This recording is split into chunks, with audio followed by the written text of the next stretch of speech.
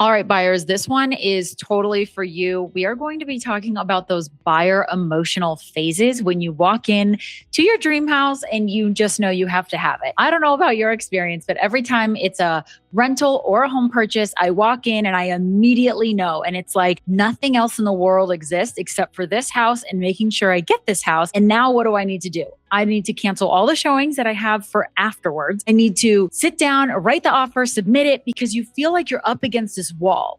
If you don't move fast enough, you're going to lose it and you don't want anybody else to swoop in. So let's go through the 3 phases. The first phase is the infatuation phase. You walk in, you are obsessed. You can see your life there. It's what you manifested, whatever it is. And you are so excited. And this is when you just drop everything. You want to move forward right now. And the thing about this is, as much as you know that you want it, you aren't thinking clearly. And I don't say that to be mean or condescending. It's the love is blind theory. You are so excited and you're willing to forego everything. You're willing to do whatever it takes to make sure that you are the one with this house. And it becomes this we'll figure it out later energy.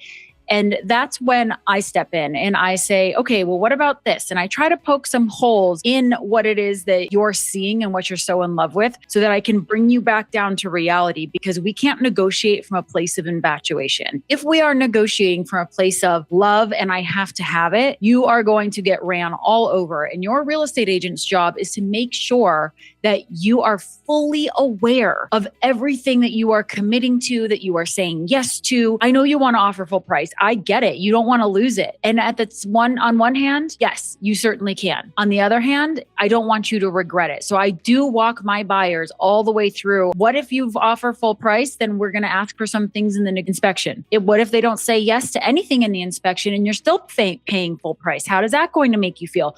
I try to throw out scenarios, even down to if we wait till tomorrow and you actually sleep on it and then you miss the house, will you regret it? I want my clients to see as far into the future, which is just a few days and a little bit like maybe a few months, to understand exactly where they are in the scale of I have to have this. Instead of overlooking the price and the flaws and the terms and operating out of desperation, we want this to be a very clear offer that we make, and that I don't want you to just roll over. The second phase is the clarity phase. This is when you have had some time to think about it. Possibly you have slept on it. And when you've had a few hours that are between you and the house, you're able to think a little bit more clearly. You're a little less excited than you first walked in, but you're also not totally accustomed to the fact that, oh my gosh, this could be my house. You haven't become desensitized yet. And I say this because now that you've had some time to think, you start realizing, okay, I need to see if this piece of furniture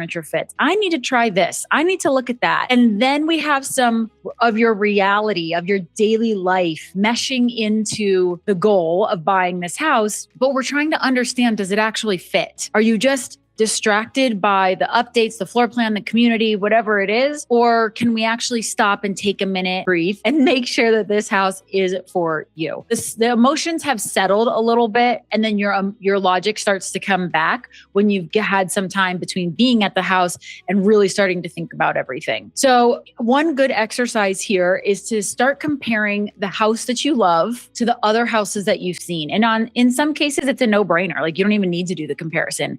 And in other cases, you might have like a close runner-up. And this is where it would be a really good time to do the pros and cons and figure out, what exactly do I love about this house? And sometimes it's unexplainable, because even those clients I have who are the least emotional, oh, I'll never be attached to a house, they walk in and they look at me and they laugh and they say, I know you said that. I know you said I shouldn't get attached, but I'm attached and I have to have this place. And they totally recognize it because I called it out early. And it's actually really sweet when people have an awareness to, oh, I just caved. I just totally fell in love. So now we can just kind of approach this offer from a real life strategy, because the emotions are just a little bit less than they were the first time you saw the house. Phase 3 is going to be the total desensitization phase, which is we've been to the house a few times. You've had the inspection report. You've done your measuring. You've looked at the photos a billion times online. you have become aware that this is now in your reality and in your future, that this could be your house. This typically happens once we've gone under contract and we've been in and out of the house a few times. Of course, this level of phases, it's kind of hard to apply this when you're up against multiple offers. This is still good to have in your back pocket and understand your awareness of where you start and where you should be going after seeing the house multiple times in person, thinking about it again, reviewing the photos. When you are up against multiple offers, sometimes you just don't have time to think. So it is important to try and get yourself through these phases quickly.